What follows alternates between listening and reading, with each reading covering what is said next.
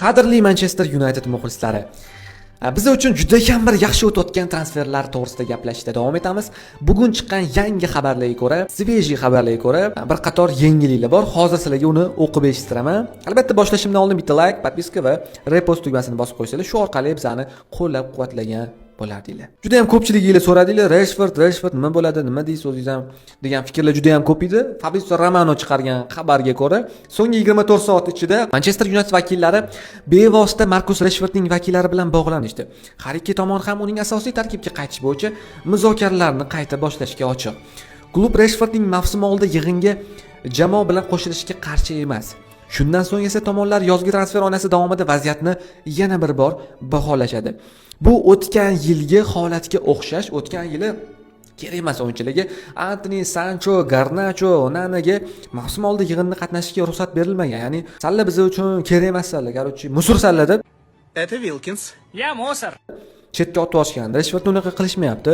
Aynan shu holat, shu musursan, kerak emassan deyilgan holat ular narxini tushirishga olib kelgandi va endi sekin aql ishlash. To'xtalani, o'tgan yil musurga chiqarib qo'yuvdik. Cho'ta rostdan ham musur ekanini qolgan jamoalar musur narx taklif etdi.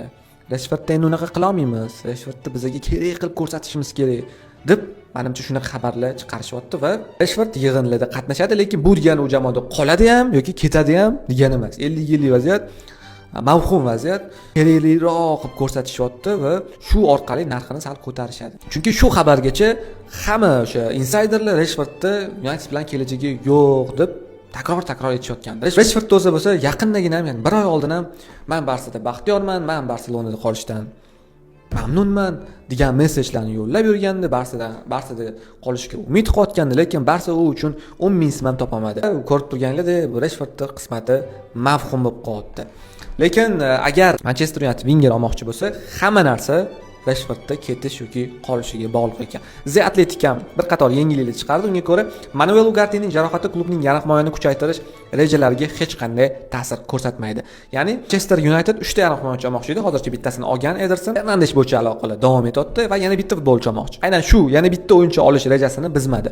Lekin Wenger olish rejalari buzildi endi. Agar Wenger olmoqchi bo'lsa, endi bu Rashfordda ketish yoki ketmasligiga afsuski bog'liq. Nima deb o'ylaysizlar o'zi, Rashford qolish kerakmi yoki ketish kerakmi?